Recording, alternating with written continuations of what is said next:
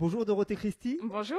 Merci beaucoup d'avoir accepté le rendez-vous de Planet People. Merci à vous. Alors on te reçoit, on a eu beaucoup de questions d'internautes, puisqu'on a mis un petit article sur Planet People et on a eu environ 300 réponses, donc beaucoup de questions et beaucoup de petits messages d'amour. Ah bah c'est sympa. Et on te reçoit également parce que tu vas arriver sur France 3. Dans Midi en France, aux côtés de Laurent Boyer, dès le 31 janvier. Exactement, pas du tout, tout est parfait.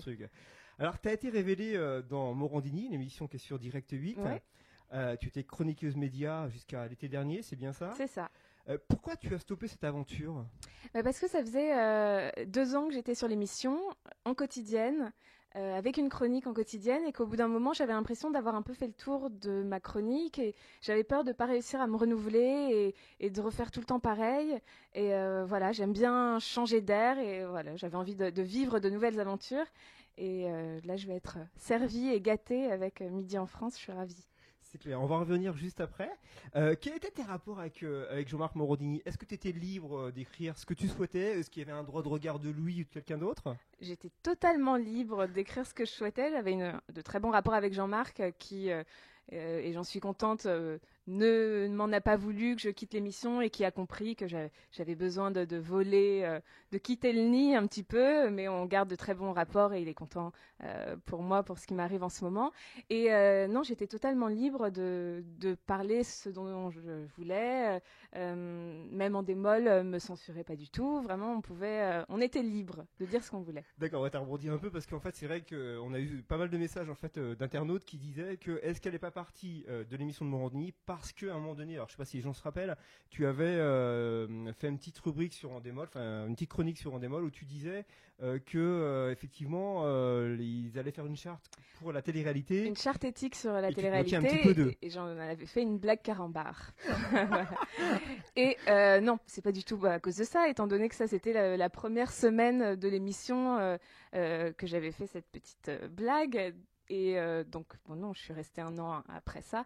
Et non, ils m'en ont pas du tout voulu. Justement, ils ont beaucoup de sens de l'humour, figurez-vous. Et ça les a plutôt amusés. Et je savais qu'il n'y avait pas de souci et qu'on pouvait plaisanter là-dessus. Et puis, vu que la chronique a un peu fait le tour après, voilà, ça a fait plutôt de la Donc, pub. Endemol ne sont pas si méchants mais que ça. ça. Mais pas du tout. Bon, bah voilà, ils comme sont ça, très rigolos. Ariane Brodier t'a remplacée. Ouais. Tu la connaissais? Pas du tout. Pas du tout. Et je la connais toujours pas. Il n'y a pas eu de passation. Non, parce que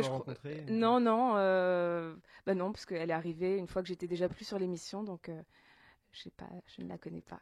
Alors moi je voulais revenir un petit peu pour ceux qui ne te connaissent pas vraiment sur ce que tu avais fait auparavant, juste avant. Donc moi j'ai vu que tu avais fait une maîtrise de cinéma à la Sorbonne. Exactement. Une formation théâtrale au fameux cours Florent.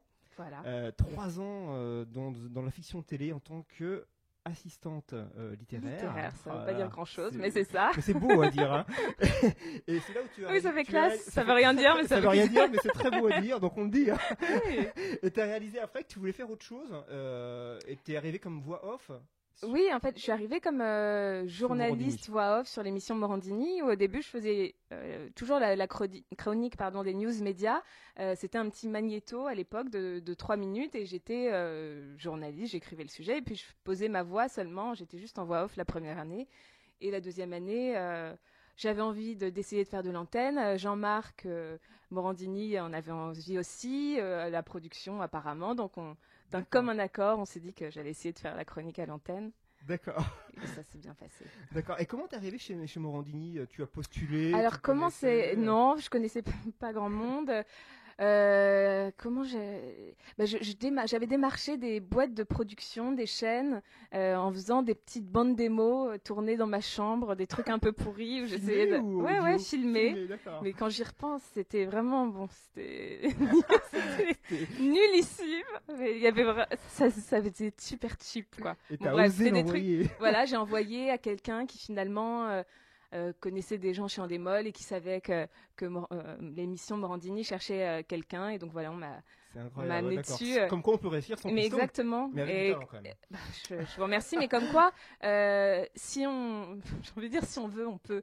Que ça prend un peu de temps effectivement, qu'il faut avoir du culot. Ne pas se décourager, envoyer à plein de gens le plus large possible, relancer les gens et finalement un jour ça paye. Et alors, quelle est la meilleure chronique, enfin la chronique pour laquelle tu as le meilleur souvenir, et à contrario, celle où tu as le moins bon souvenir? Le meilleur souvenir, je dirais que c'est pas une chronique en particulier, mais souvent je demandais des petits effets pendant mes chroniques, des effets de lumière ou des effets de musique à la régie. Et bon, j'allais dire une fois sur deux, mais non, c'est presque 9 fois sur 10, ça partait pas au bon moment. Je me retrouvais évidemment très bête, toute seule, à attendre des jingles, des choses qui n'arrivaient jamais. Donc souvent, il y avait des petits fous rires qui partaient. Donc ça reste des bons Alors, souvenirs. qui te sauvait sur le plateau? Je me souviens de... Il y avait une âme charitable. Non, je crois que j'allais dire, je me souviens de Rodolphe de la Boulay qui m'avait aidé, mais pas du tout. Il m'enfonçait encore plus. Et Jean-Marc aussi se moquait d'autant plus de ma solitude dans ces moments-là. Donc personne. Je devais assumer toute seule. Et pour le pire moment...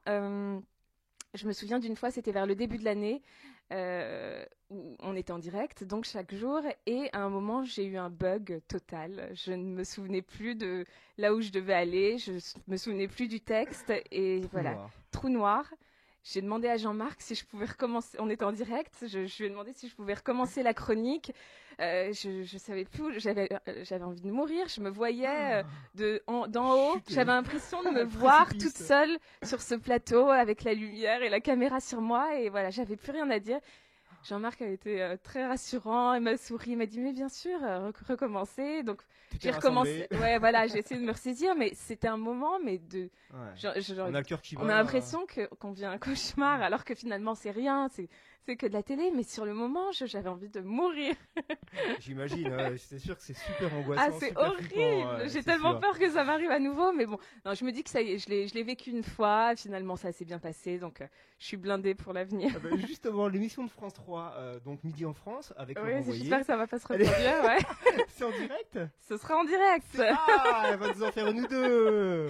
Ah non, j'espère pas refaire ça. Allez. C'est un tellement mauvais souvenir. Non, voilà, c'était les débuts, c'était les premières semaines d'antenne. J'espère que maintenant. Mais t'auras Laurent Boyer qui est super sympa. Mais oui, exactement. En antenne, ouais. Et qui sera là pour t'aider. Bah, j'espère. Puis ça fera du buzz, c'est bien. Ah mais oui. C'est bien de temps en temps. Moi je trouve que c'est bien. C'est trop triste autrement. Une oui. Donc tu arrives sur France 3 donc le 31 janvier. Ouais. Donc encore une fois, comment t'es arrivé sur France 3? Est-ce que t'as été, est-ce qu'on est venu te chercher? Est-ce que c'est toi qui as postulé? T'as passé un casting? Je connaissais le producteur de l'émission, Stéphane Gâteau de RG Productions depuis plusieurs années. Je le contactais pour éventuellement travailler avec lui, et lui me suivait de son côté. Et donc là, quand ils ont lancé cette émission, il s'est souvenu de moi et a fait appel à moi, sachant que la chronique pour laquelle il cherchait une chroniqueuse correspondait au genre de choses que j'aime faire. Justement, parle-nous de ta chronique. Est-ce que c'est celle que tu voulais faire et dis-nous à quelle est-ce?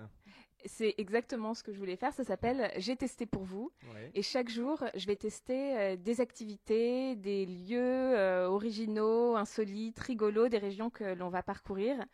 Et tout ça sur un ton léger, en s'amusant.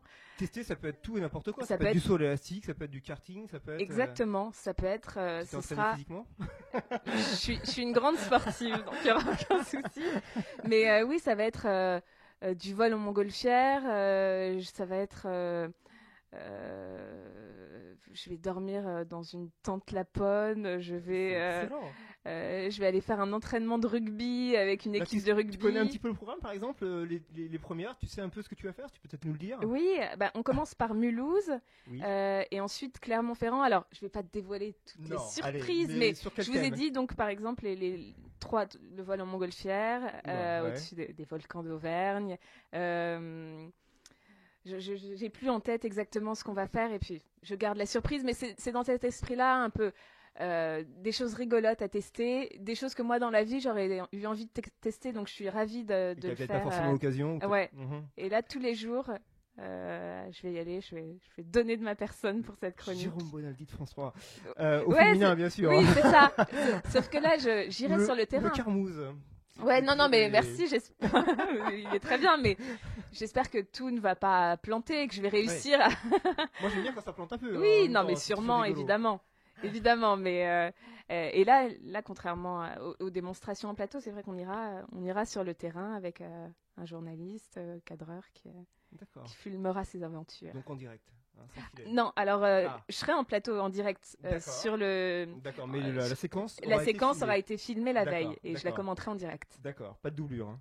Pas de doublure. Ah non, jamais. Ah non, mais moi, attendez. Doublure, je suis une casse-couille, y a pas de souci. Je une casse-couille sportive. Ouais. Vraiment, je pensais que tu blaguais tout à l'heure. Non, mais je plaisantais. Oui, sportive. Une de DS. La voiture ou les... Oui, non, mais je fais un peu de sport, donc ça m'amuse de. Casse-cou dans le genre garçon manqué? Non, mais casse-cou, ça va faire rire mes proches quand ils vont voir ça. Mais en tout cas, ça me fait pas peur d'essayer des choses, même un peu dangereuses. Je pense au saut élastique parce que c'est vrai que. Ouais, alors ça c'est marrant, c'est le seul truc que j'aurais pas très envie de faire. Ouais, pour l'instant, c'est pas prévu. Hein. Pour l'instant, c'est pas prévu. Autant un saut en parachute, ça va, ça me fait pas trop peur, mais le saut élastique, je sens. J'en ai fait une fois, je te conseille pas. Ah ouais. Mais je suis bien malade après. Donc vous avez déjà répété ou pas? On n'a pas répété, mais ça commence la semaine prochaine les répétitions. On part 4-5 jours plus tôt. Pour commencer sur place, sur le plateau, se familiariser avec l'endroit. D'accord. Il y a 14 chroniqueurs, si je ne me trompe pas. Tu en connaissais déjà, donc il y a par exemple, on va les citer, je pense que je les ai tous. Si j'en oublie, tu me le dis. Evelyne Thomas, Lulu, Nathalie Simon, Clémentine Portier, Kaltenbach, c'est ça, Vincent Ferniaud, Leïla Kadour, Aurélia Péco, Jean-Bastien Petit-Demange, il y a Dr Hélène Boucher, Dr Jean-Louis Boujna, Céline Gaume, ou Côme, Jérémy Ancelin. Est-ce qu'il y en a que tu connais? Non, c'est pas Céline, c'est Jérémy Côme. Allez, je sais pas pourquoi t'as dit Céline. Je le corrigerai. Il y en a que tu connais déjà, que tu avais déjà rencontré? Alors. Evelyne Thomas peut-être, non? Je l'avais déjà. Oui, effectivement, Evelyne Thomas qui travaillait sur Direct 8 l'année dernière, donc on s'était croisés plusieurs fois. D'accord. Et je connaissais pas directement, mais par intermédiaire Aurélien Péco qui avait travaillé avec Jean-Marc Morandini pendant des années.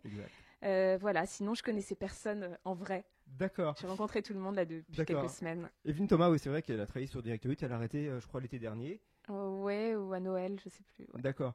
Si je te dis Evelyne Thomas, tu penses à quoi par exemple? Ça te fait penser à quoi? Ça t'évoque quoi?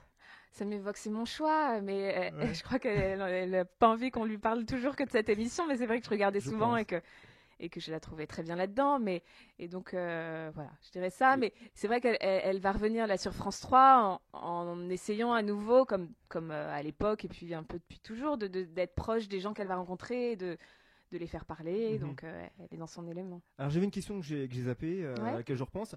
On a une image, je ne sais pas si elle est réelle, mais on a une image qui est un petit peu vieillotte de France 3.